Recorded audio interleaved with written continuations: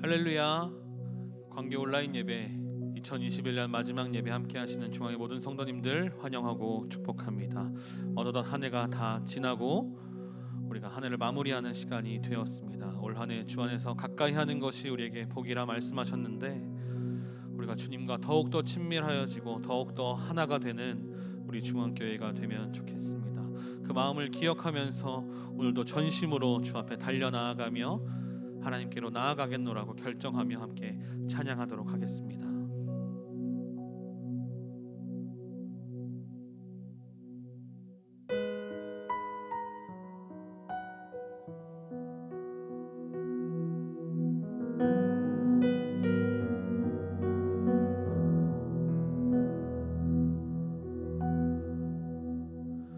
주 안에서 내 영혼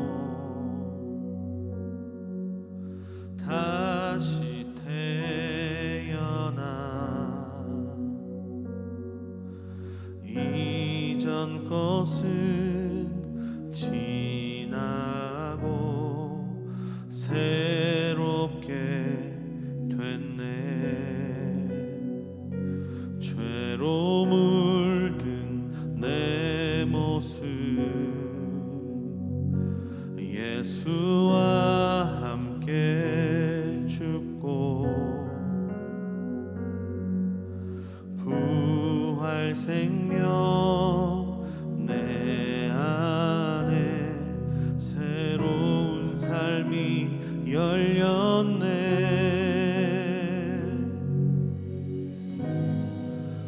너희가 나를 택한 것이 아니요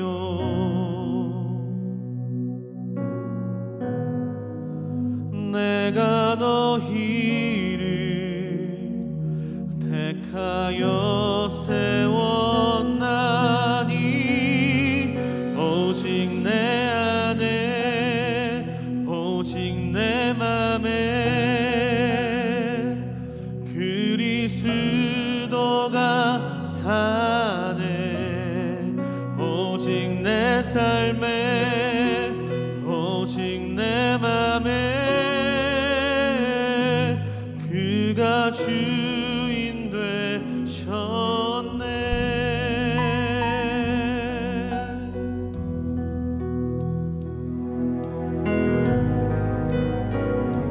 함께 고백합니다. 죄로 물든 내 모습 예수와 함께 죽고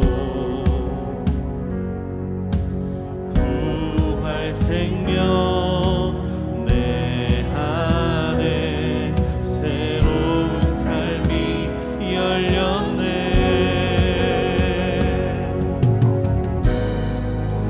너희가 나를 택한 것이 아니요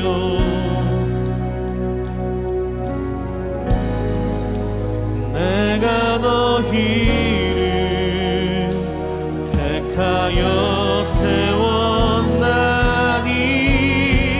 오직 내 안에 오직 내 속에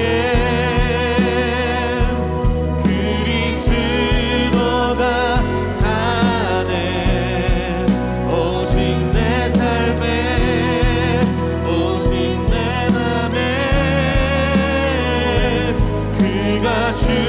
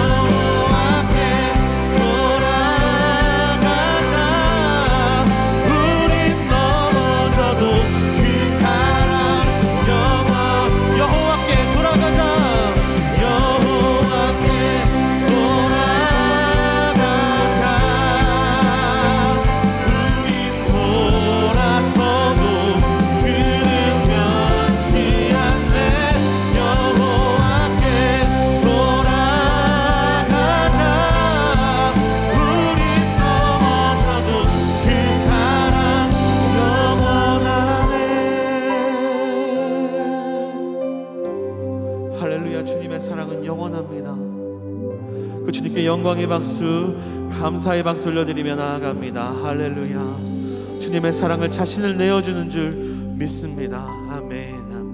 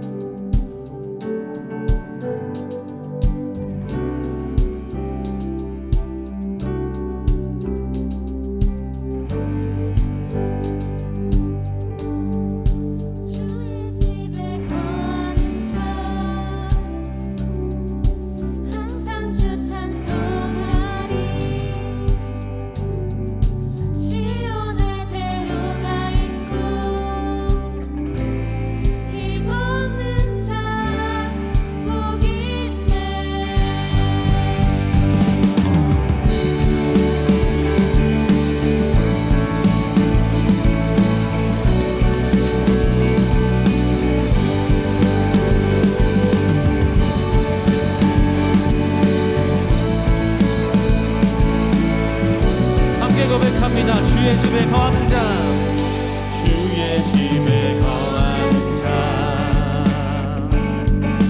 항상 주 찬송하리. 시온의 대로가 있고 힘없는 자 복이 있네. 주의 집에 거하는 자,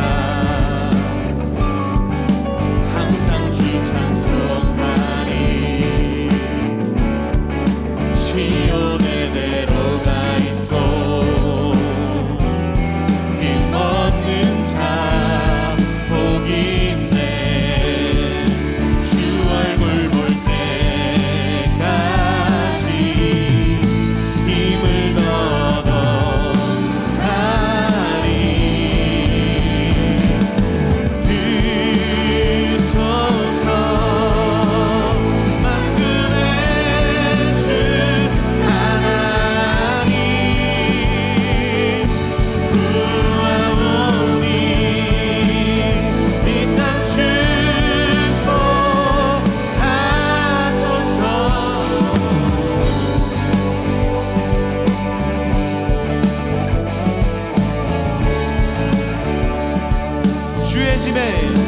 주의 집에 거하는 자, 항상 주 찬송하리. 시온의 대로가 있고 힘없는 자 복이 있네. 주 얼굴 볼 때까지 힘을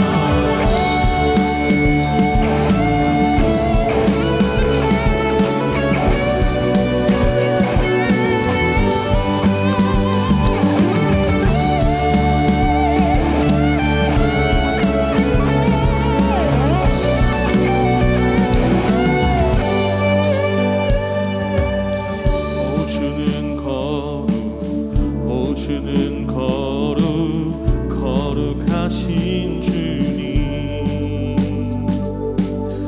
오 주는 거룩하신 주님. 오 주는 거룩하신 주님.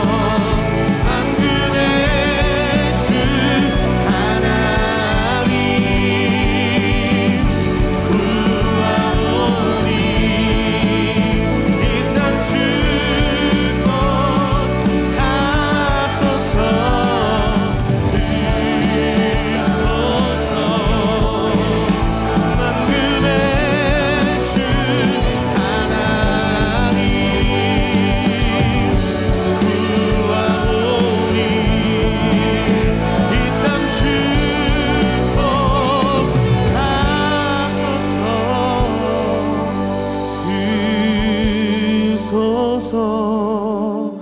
만군의 주 하나님 구하오니 이 땅 축복하소서.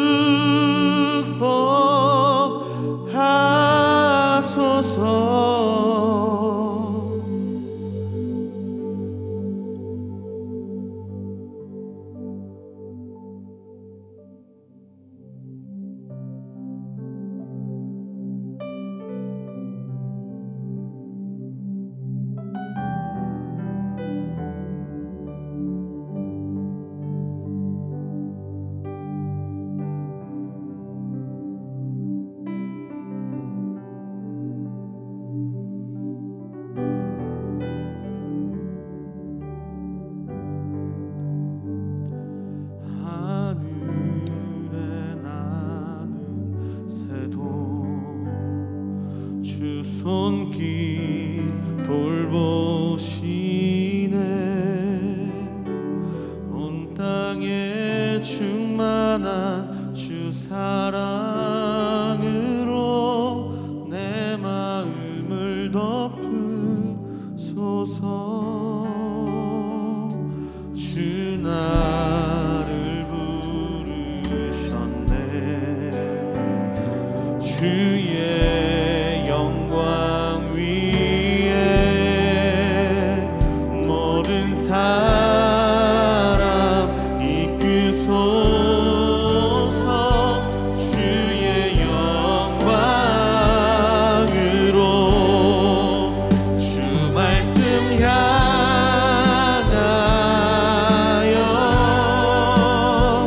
달려가리라.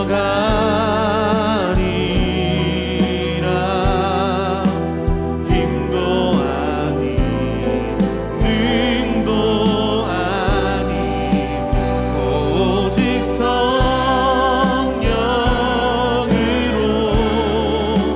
주 얼굴 향하여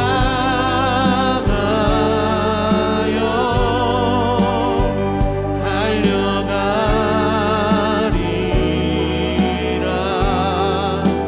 오 주의 영광 하늘 살게 하소서. 하늘에 나는 새도 하늘에 나는 새도 주 손길 돌보시네. 온 땅에 충만한 주 사랑으로 내 마음을 덮으소서. 주 나를 부르셨네. 주의 영광 위에 모든 사람 이끄소서. 주의 영광으로 주 말씀 향하여 달려가리라.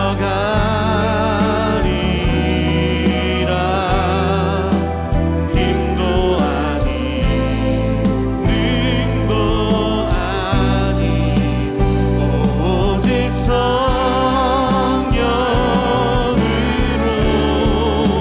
주 얼굴 향하여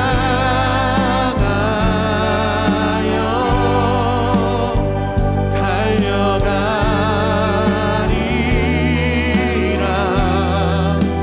오 주의 영광 하늘 살게 하소서. 우리 목소리 높여 고백하며 나아갑니다. 주 말씀 향하여 주 말씀 향하여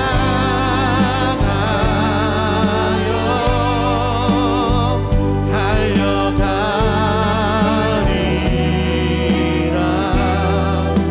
힘도 아니 능도 아니 오직 성령으로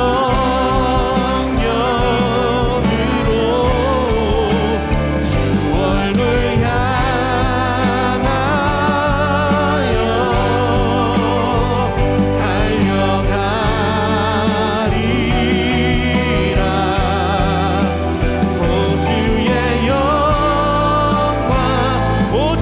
영광 안에 오 주의 영광 안에 오 주의 영광 안에 살게 하소서.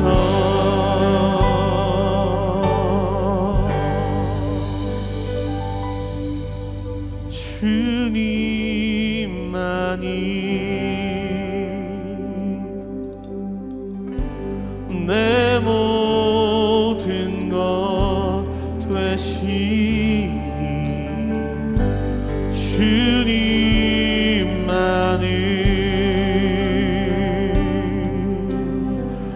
더 알게 하. 주의 영광 가운데 나아갑시다. 주님만이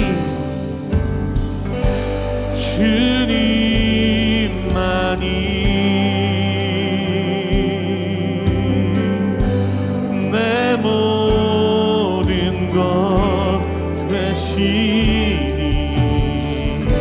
주님만을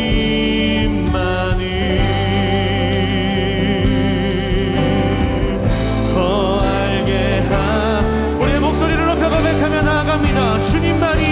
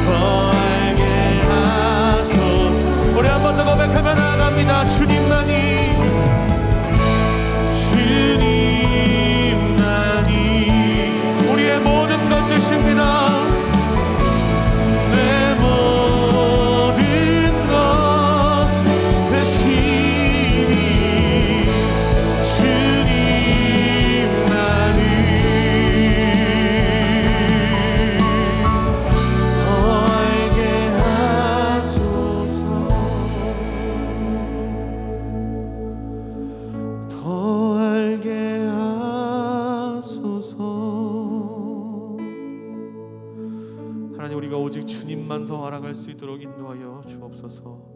2021년 한 해 가운데 주께서 우리에게 말씀하여 주시고 행하신 모든 일들을 기억하기를 원합니다.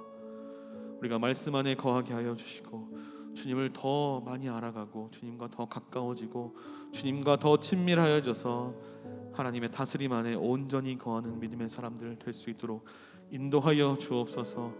진리가 혼탁해져 가는 시대, 기준이 없어져 가는 이 시대 가운데 기준 되시는 말씀을 붙잡고 주님을 붙잡고 살아가는 우리 중앙교회가 되도록 인도하여 주옵소서. 오늘 예배 가운데도 함께 하실 주님의 이름을 찬양합니다. 감사드립니다. 예수님의 이름으로 기도드렸습니다. 아멘. 오늘 우리에게 주신 하나님의 말씀 시편 90편 10절에서 12절 말씀. 우리의 연수가 70이요 강건하면 80이라도 그 연수의 자랑은 수고와 슬픔뿐이요 신속히 가니 우리가 날아가나이다. 누가 주의 노의 능력을 알며 누가 주를 두려워하여야 할 때로 주의 진노를 알리이까. 우리에게 우리날 계수함을 가르치사 지혜의 마음을 얻게 하소서. 아멘. 2021년 주일 마지막 주일 예배입니다. 저는 오늘 120년을 살고 하나님의 마지막 부르심을 눈앞에 둔 모세가 하나님 앞에 간절히 기도드렸던 기도의 한 대목을 함께 나누고자 합니다. 인생을 살아가며 우리가 꼭 짚어야 할 것, 이런 계산은 꼭 하면서 살아야 된다 하는 내용을 함께 나누려고 합니다. 오늘 본문은 우리가 너무도 잘 알고 있는 말씀입니다. 우리의 년수가 70이요 강건하면 80이라도 그 년수의 자랑은 수고와 슬픔뿐이요 신속히 가니 우리가 날아가나이다. 누가 주의 노의 능력을 알면 누가 주를 두려워하여야 할 때로 주의 진노를 알겠는가. 우리에게 우리날 계수함을 가르치사 지혜의 마음을 얻게 해달라고 하는 기도입니다. 사계절이 분명한 땅에 살고 있는 사람들, 봄, 여름, 가을, 겨울, 화창한 봄날 새싹이 막 움돋을 때 봄은 너무 향기롭고 우리에게 큰 축복의 날로 다가오는 그런데 어느덧 봄은 뒤로 가고 무성한 싱그러운 여름이 막 무더위가 기승을 부립니다. 근데 그것도 별로 오래 가지 않습니다. 금방 결실의 계절 가을이 오고, 또 가을이 왔는가 하면 추수도 채 끝나지 않았는데 벌써 북풍 한설과 서리가 내리고 곧이어 흰눈이 내립니다. 우리도 그렇죠. 지금 여기 경기도 일대에는 그렇게 눈이 오지 않았지만 강원도에는 50cm 이상의 눈이 왔다고 그래요. 좁은 대한민국 내에도 지역에 따라서 눈이 폭설이 내린 지역이 있는가 하면 특별한 강추위가 오는 겁니다. 여러분, 인생에도 이런 사계가 있습니다. 태어나 어린 유소년 시절까지를 봄날이라고 말한다면 하이틴으로부터 젊은 청년의 때는 여름이라고 할 수 있을 겁니다. 그리고 인생이 왕성하게 여러 활약을 하면서 신앙생활에도 사회활동에도 또 아니면 모든 분야에 아주 넘치는 활기 있는 삶을 살아가고 인생의 열매를 거두는 풍성한 가을이 있는가 하면 어느 날 허리에 힘이 없어지고 다리가 흔들리고 내 몸과 마음이 서로 잘 어울리지를 못하며 따로 노는 그런 인생의 겨울도 오게 마련입니다. 봄인가 싶었는데 어느덧 여름, 여름인가 싶었는데 어느덧 가을, 그리고 북풍 한설 휘몰아치는 인생의 겨울이 오면 우리도 떠날 채비를 하는 겁니다. 이런 사계절이 분명한 나라에 산다는 게 저는 큰 축복이라고 생각합니다. 언젠가 아프리카에 가서 꽤 오래되었습니다. 벌써 한 30년도 넘은 것 같은데요. 한 몇 개월 있어 봤습니다. 그런데 상하의 나라, 소위 언제나 여름만 있는 나라, 그 나라 그렇게 좋지 않습니다. 1년 평균 온도가 25도에서 28도 더 아래도 내려가지 않고, 그렇다고 이런 사계절이 있는 나라의 여름보다 그렇게 더 덥지도 않고 꾸준히 모든 자연은 굉장히 싱그럽기는 한데 의미는 그렇게, 또 기분과 맛은 그렇게 좋지 않습니다. 반면 1년 거의 내내 겨울만 있는 나라가 있습니다. 남극은 그저 한 3, 4개월을 제외하면 1년 내내 아주 추운 날이죠. 반대로 그 추운 날이 여름이 되어서 보면 북극의 경우에 거의 밤이 없습니다. 밤이 없습니다. 어두워지는 듯 하다가 금방 밝아와서 하루에 20시간 이상, 22시간씩 그냥 낮만 계속이 되어서 시계를 보고 잠을 자지 않으면 일상을 제대로 유지할 수 없는 그렇고 보면 대한민국에 산다는 것이 얼마나 큰 축복인지 모르겠습니다. 단지 3, 4개월의 따뜻한 날이 있을 뿐 매서운 추위와 바람, 지면에 식물이 살기 힘든 땅, 최남단 남극에 있는 사람들, 해수욕이 무언지, 우리가 알고 있는 여름의 그 낭만 또는 여름의 즐김, 이런 것들은 그들은 잘 모릅니다. 열사병이 뭔지 이해도 못하는 거죠. 자, 그러나 어디에 살든지 똑같은 시간을 보내는 것은 누구에게나 공평하고 공정합니다. 하루 24시간은 남극에 있으나 북극에 있으나 상하의 나라에 사나 사계절에 있는 나라에 사나 다 똑같습니다. 그리고 또 그렇게 살다가 어떤 날 떠난다는 사실은 누구에게나 아주 공평합니다. 부유하게 살았든 가난하게 살았든, 많이 가지고 살았든 가지지 못하고 살았든, 배운 것이 넉넉해서 지식이 풍성하든 그렇지 못하든 상관없이 떠난다는 사실 앞에는 그 누구도 피할 수 없는, 그래서 죽음은 만인의 공도입니다. 1년 52주 365일을 사는 것은 동일합니다. 누구도 오늘 주일, 금년도의 마지막 주일입니다. 이제 2021년도에는 더 이상 주일이 없습니다. 다음 주일은 오지만 다음 주일은 2021년의 주일이 아니라 2022년도의 주일입니다. 그렇습니다. 우리가 이런 시간 속에 살아가면서 무엇보다 인생을 살아가는 동안에 계산해야 될 것, 어떤 날 마지막 주일을 보내고 더 이상 육체의 날에 맞이하지 못하는 다음 주일이 있다는 사실을 알게 될 때, 다시 말하면 우리는 금년도의 마지막 주일을 보내지만 내 인생의 마지막 주일을 보내고 다음 주일을 약속받지 못하는 그때 우리는 하나님 앞에 서게 됩니다. 성경은 이렇게 말합니다. 공정한 죽음 뒤에는 주님의 심판대 앞에 서게 될 것이라고. 그리고 그 주님의 심판대 앞에 설 것을 생각하면 내가 설 준비를 마땅히 해야 된다는 겁니다.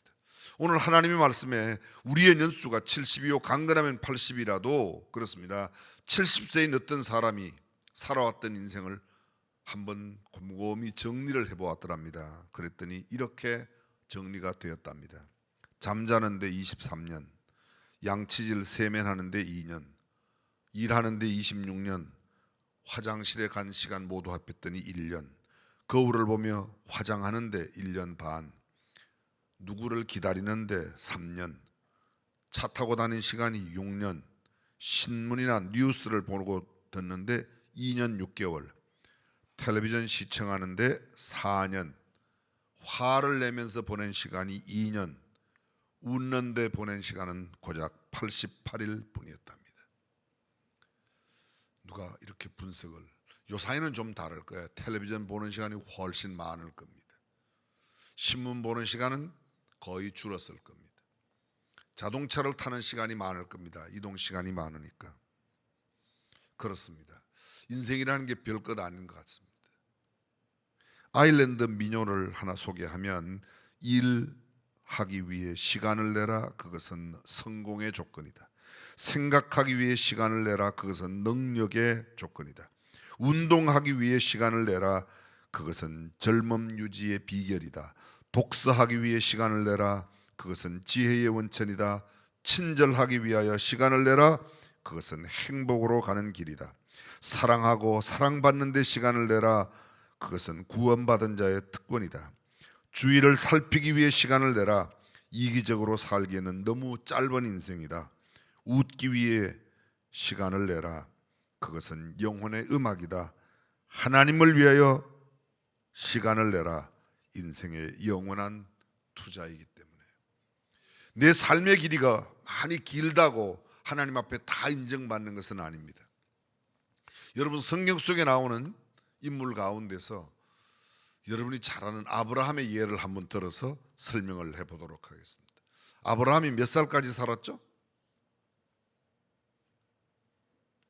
여러분 성경에는 안 나오는가요? 제 성경에는 보면 창세기 25장 7절에 보면 아브라함이 175세를 살았습니다. 아브라함의 행적을 제가 간단하게 한번 정리해 보겠습니다. 창세기 11장 26절에 데라는 70세에 아브라함과 나홀과 하란을 낳았더라. 29절입니다. 아브라함과 나홀이 장가 들었으니 아브라함의 아내 이름은 사레며 나홀의 아내 이름은 밀가니 하란의 딸이요 하란은 밀가의 아비며 또 이스가의 아비더라. 근데 하란은 데라의 아들로서 데라의 아들 셋이 있다고 그랬습니다. 누구죠? 아브라함, 하란, 또 그리고요 나홀. 근데 하란은 그곳 그들이 본토 친척으로 삼았던 갈대아 우르를 떠나기 전에 죽었습니다. 죽었는데 일찍 딸을 낳았어요. 그 딸이 나홀과 결혼을 하는 겁니다. 31절 데라가 그 아들 아브라함과 하란의 아들 그 손자 롯과 그 자부 아브라함의 아내 사레를 데리고 갈대아 우르에서 떠나 가나안 땅으로 가고자 하여 하란에 이르러 거기 거하였으며 갈대아 우르를 떠났습니다. 언제? 하란은 죽고 나홀과 아브라함만 데리고 데라가 가나안에 가고자 갈대아 우르를 떠나서 갈대아 우르를 향하여 가다가 갈대아 우르까지 가나안까지 가지 못하고 갈대아 우르를 떠나서 중간에 하란에 머물렀습니다. 이 하란에 살고 있는 아브라함에게 어떤 날 하나님이 나타나십니다. 우리가 잘 알고 있는 창세기 12장 1절 여호와께서 아브라함에게 이르시되 너는 너의 본토 친척 아비 집을 떠나 내가 네게 지시할 땅으로 가라. 그리고 내가 너로 복의 근원이 되고 너를 통하여 온 민족이 복을 받게 되는 그 복을 약속하십니다. 4절 이에 아브라함이 여호와의 말씀을 쫓아갔고 롯도 그와 함께 갔으며 아브라함이 하란을 떠날 때의 그 나이 75세였더라. 75세 이전의 아브라함에 관한 기록은 갈대아 우르에서 데라의 아들로 태어나고 결혼해서 사레와 함께 살았다는 그곳 기록 외에, 그리고 그들이 아버지를 따라서 가나안에 가고자 하다가 가나안에 못 가고 하란에 산다는 이야기가 전부입니다. 그리고 하나님께서 그 하란에 살고 있는 이 아브라함을 불러내십니다. 그리고 롯을 데리고 그가 하나님의 부르심에 응해서 그곳을 떠나서 마침내 가나안에 가게 됩니다.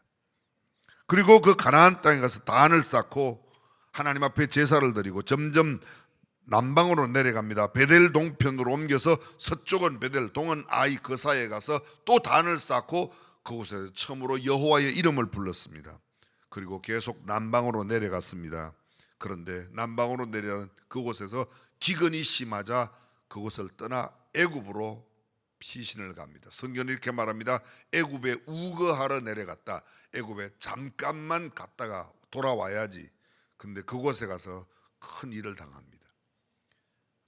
자기의 아내가 너무 예뻐 바로에게 빼앗기는, 더 이상 긴 설명은 드리지 않겠습니다. 그리고 그곳에서 바로가 준 많은 물건들, 육축과 은금을 갖고 나오게 됩니다. 노동 없는 대가로 얻었던 불로소득이 그들에게 큰 문제를 일으킵니다. 롯도 재산이 많고 아브라함도 재산이 많습니다. 육축이 많아 그들의 목자들 간에 분쟁이 생기니까 아브라함이 롯을 불러 너의 목자와 내 목자가 이렇게 다투는 것이 옳지 않다. 우리는 같은 혈육인데 이럴 수가 있냐. 너 오늘날 택하라. 내가 좌하면 내가 우하고 네가 우하면 내가 좌할 거다. 롯이 눈을 들어본 적 요단 동편, 그때 소돔과 고모라가 멸망되기 전이었고로 그 기름진 물과 풍성한 땅들을 다 보는 겁니다. 그래서 그쪽으로 가고 아브라함은 가나안에 머물렀다고 되어 있습니다. 그 13장의 사건입니다. 그리고 얼마 되지 않아서 전쟁이 일어나서 롯이 완전히 사로잡혀가고 아브라함은 가나안 땅에 살고 있다가 롯의 자기의 조카의 붙잡혀감을 듣고 318명을 데리고 와서 야함을 틈타서 롯을 구해내는 이야기가 14장 끝에 그가 전리품 가운데 10분의 1을 멜기세덱에게 드렸다는 게 14장입니다. 15장 하나님께서 나타나십니다. 그리고 아브라함에게 내가 너에게 후사를 주겠다. 아브라함이 나이가 굉장히 많았거든요. 이미 나이가 많았는데 자식이 없어서 하나님 저에게 주시긴 뭘 주십니까? 그냥 우리 집에 있는 이 늙은 엘리에셀을 내 후손으로 삼았으면 좋겠습니다. 아니야, 내 몸에서 날짜가 내 후사가 되리라. 그리고 아브라함을 데리고 나가서 뭘 보여주죠? 하늘의 수많은 별들을 보여주며 이 별보다 너의 후손이 더 많을 거다고, 너의 자손이 번성할 것이라고 그렇게 약속합니다. 그런데 아이가 생기지 않습니다. 어느덧 아브라함의 나이가 85세가 되죠. 그래서 아내와 함께 상의를 해서 그 아내가 하갈을 첩으로 주어서 하갈로 말미암아 아이가 태어납니다. 창세기 16장 16절이 16장의 마지막 절인데 이스마엘이 그때 태어났습니다. 이스마엘이 날 때에 아브라함의 나이가 86세였더라. 그리고 16장 마감하고 17장 1절에 보게 되면 아브라함의 나이 99세 때에 하나님이 또 나타나세요. 16장 끝절과 17장 1절 사이에는 아무것도 없습니다. 근데 그 기간은 무려 13년 동안이나 세월이 지나가는 겁니다. 86세, 99세입니다. 그리고 99세 때 하나님께서 나타나서 그와 약속을 하십니다. 우리가 잘 알고 있는 대로 창세기 17장에는 약속, 언약이라는 말이 계속 반복되고 아브라함이 그곳에서 할례를 받습니다. 18장 천사의 방문을 받고 아브라함이 그 부지 중의 천사를 접대하여 그로부터 소돔과 고모라의 멸망 소식을 듣습니다. 아브라함이 하나님 앞에 나아가 기도합니다. 하나님, 그 성에 만약 의인 50명이 있으면 그 악인들과 함께 의인 50명을 죽이시겠습니까? 하나님께서 50명 있으면 아니라고 그러죠. 그 다음에 5명 빠지면 어떡할까요?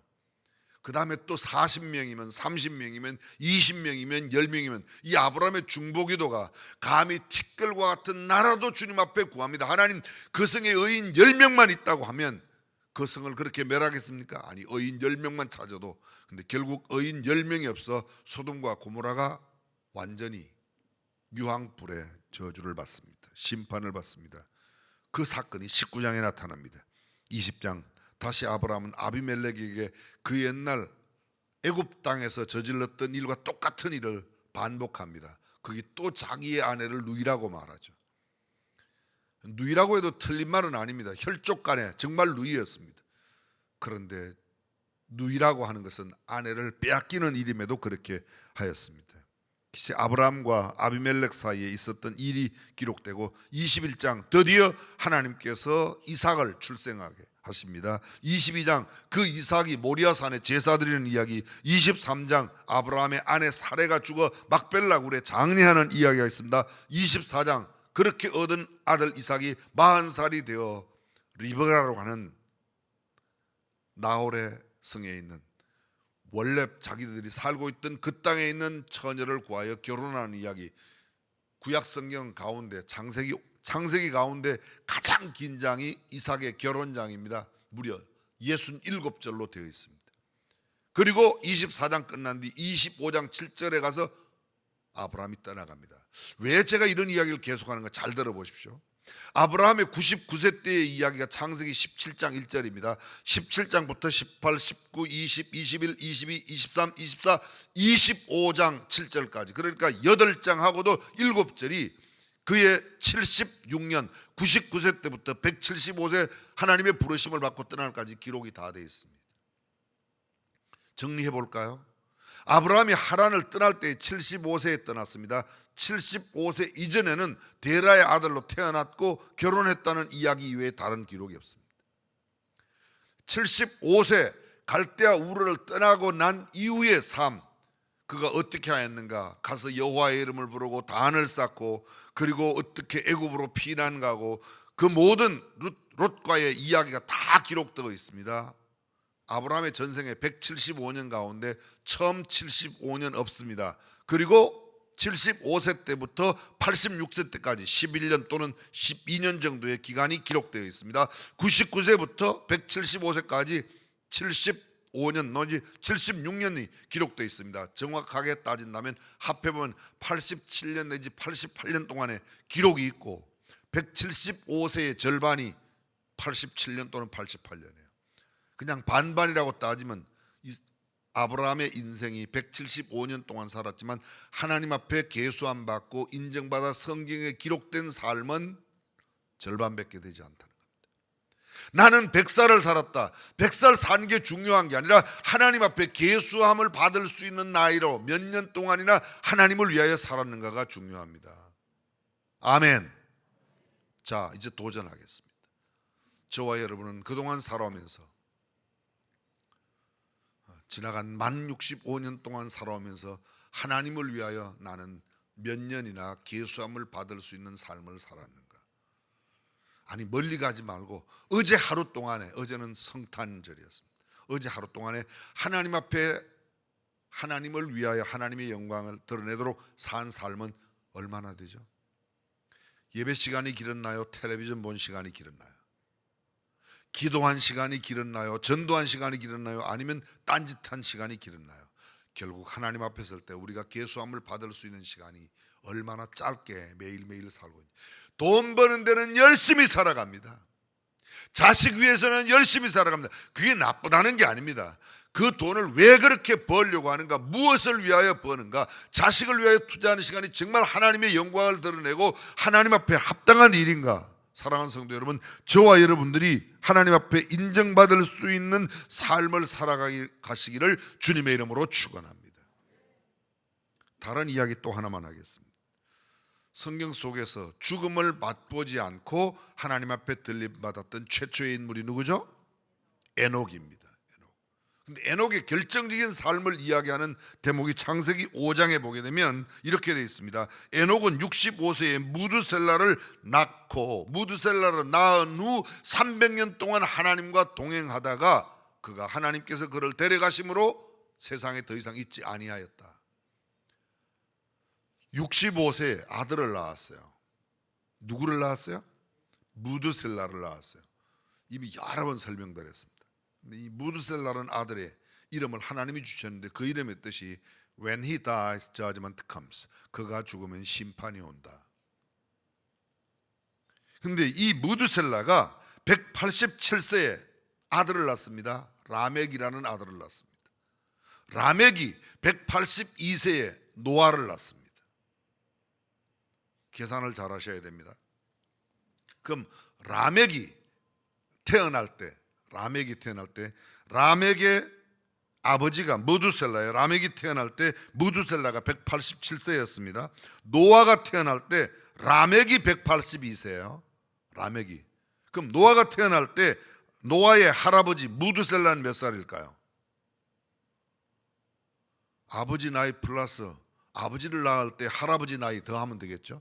182 플러스 187 369세요. 창세기 7장 6절 노아가 600세 될 때에 땅에 홍수가 있었습니다. 그럼 노아가 600세 되면 노아의 아버지 600세 플러스 182세 782세 라멕은, 그리고 무두셀라는 369 플러스 600 그러면 969세. 노아가 몇 년 동안 살았죠? 노아가 몇 년 동안 살았어요? 성경 속에 가장 오래 산 사람이 죄송합니다. 무두셀라가 몇 년 살았어요? 969세. 969세. 그 969세 될 때가 노아가 몇 살이에요? 600살이에요. 노아 600세 되던 해에 홍수가 났어요. 무두셀라가 그해 969세에 죽고 홍수가 났다는 겁니다. 근데 자, 다시 돌아갑니다. 에녹은 무두셀라를 낳고 300년 동안 동행했다고 그랬습니다. 무두셀라가 라멕을 낳을 때 187세니까 187세, 에녹이 65세 더하면 252세, 에녹이 252세 때에 라멕이 태어나는 겁니다. 손자가 태어나는 겁니다. 증손자가 태어날 땐 이미 들림받았어요. 에녹은 들림받았어요. 그 손자가 태어나고 난 뒤에 113년 뒤에 에녹은 들림받았습니다. 근데 에녹이 65세에 무두셀라를 낳고, 무두셀라를 낳은 것이 결정적으로 그의 삶을 하나님과 동행하게 만들었고, 하나님과 동행하는 삶의 결과가 그가 죽음을 맛보지 않고 들림받았다는 겁니다. 이렇게 설명할 수 있을 겁니다. 에녹은 자기의 아들이 죽으면, 자기의 아들에게 문제가 생기면 심판이 온다는 걸 알고 얼마나 노심초사 순간순간 하나님을 생각하고 살았는가. 그러기에 하나님과 동행할 수 있었다는 겁니다. 조금 더 비약적으로 설명해 보면, 조금 더 진보적으로 생각해 보면, 죽음을 생각하고 살면 하나님 앞에 의미 있게 사는 겁니다. 오늘 성경 본문으로 다시 돌아갑니다. 시편 90편에 120세를 살고 인생을 마감하는 이 모세가 마지막 남기는 이야기, 우리의 연수가 70이요 강건하면 80이라도 그 연수의 자랑은 수고와 슬픔뿐이다. 인생이라는 게 그렇다는 겁니다. 이건 따로 설명이 필요 없습니다. 수고와 슬픔 가운데 지나가는, 왜요? 인생은 죄인으로 태어나는 겁니다. 죄인의 삶은 수고와 슬픔과 고통 가운데 지나가는 겁니다. 그래서 그곳에는 항상 문제가 있습니다. 70년 살든 80년 살든 100년을 살든 200년을 살든 인생의 모든 자랑이 수고와 슬픔밖에 없다는 거예요. 누가 주의 노예의 능력을 알면, 누가 주를 두려워하여야 할 때로 주의 진노를 두려워하겠는가? 우리가 쉽게 말하면 죄인으로 태어나서 살아가기 때문에 주의 진노를 피할 수 없다는 겁니다. 누가 주의 진노를 알겠는가? 주님은 이 죄인들의 삶에 대해서, 하나님 없이 살아가는 삶에 대해서 진노하신다는 거예요. 그래서 마지막 그가 드리는 기도, 우리에게 우리날 계수함을 가르치사. 이제 한번 계산해 보겠습니다. 70년을 산다고 그러면 이미 여기에 인생 다 산 분이 계시죠. 장로님도 벌써 지나셨죠. 덤으로 사시는 거예요. 80년을 사신다고 그러면, 그래도 80년도 지나셨나요? 이제 하나님의 은혜로 사시는 거죠. 우리 아버님은 96세예요. 80년 산다고 해도 벌써 16년 덤으로 더 사셨어요. 덤으로 더 살아서 뭐 어떻다 이런 이야기가 아니고, 인생은, 근데 인생살이는 모든 하나님의 진노와 하나님을 두려워하는 그런 가운데 지나 하나님 없는 인생의 길이에는 그것뿐이나, 그러므로 우리의 날 계수함을 가르쳐. 저는 70년 산다 그러면 이제 몇 년 못 남았어요. 근데 여러분, 말이 70년 80년이지 70년 80년 못 살고 죽는 사람이 얼마나 많은지 모릅니다. 국립묘지에 잠들어 있는 사병들의 무덤은 거의 다 20대에 죽은 사람들이에요. 사병으로 군대 갔다 온 사람은 나이가 많이 들어 죽었을 때 국립묘지 못 들어가지 않습니까? 장군이나 높은 지휘관 이런 사람들만 들어가니까요. 그게 그렇게 많았어. 70년, 80년을 채우지 못하는 사람이 훨씬 더 많습니다. 우리나라의 평균 연령이 아직도 80세가 안 되죠?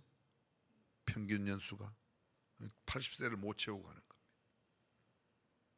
그러므로 우리는 생각해야 됩니다. 내가 80년, 90년, 100년 아니 200년, 성경에 있는 대로 아담은 930년을 살았습니다.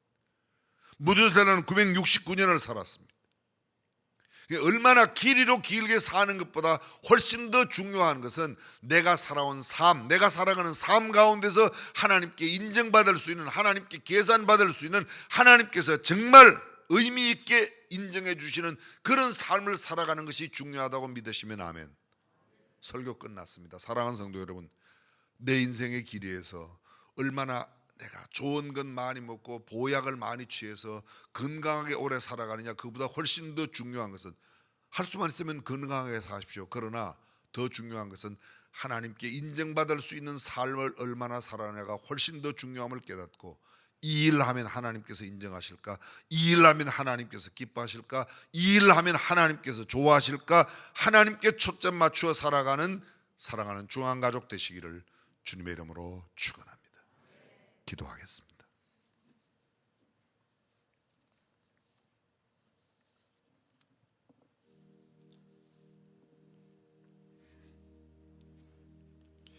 모세가 하나님 앞에 드렸던 이 기도, 우리가 다시 한번 깊이 생각해 봤으면 좋겠습니다.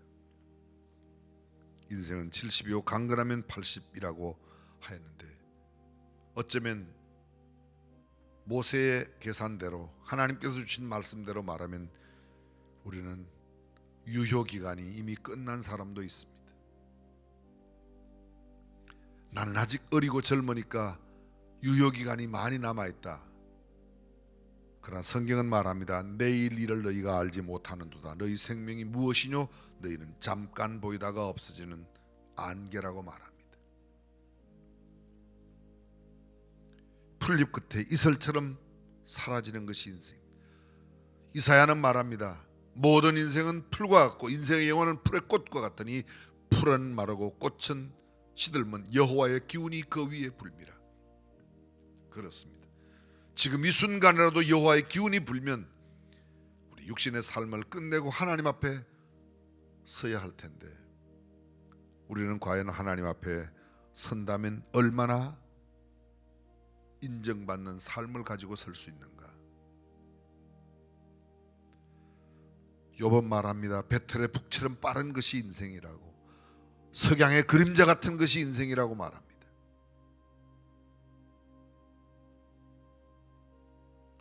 지붕 위에 연기처럼 올라가는 것이 인생이라고 말합니다. 언제 한 줌의 흙으로 돌아갈지 모르지만, 심지어는 초상집에 가서도 나는 천년만년 살 것처럼 수많은 이야기를 늘어놓는 모습을 우리는 쉽게 볼 수 있습니다. 지혜자 솔로몬은 이렇게 말합니다. 지혜로운 사람의 마음은 초상집에 있고 우매한 사람의 마음은 잔치집에 있다고. 오늘 모세의 기도가 무엇입니까? 우리에게 우리날 계수함을 가르치사 지혜의 마음을 얻게 하소서. 가장 지혜로운 사람은 인생을 계수하며 살아가는 사람입니다.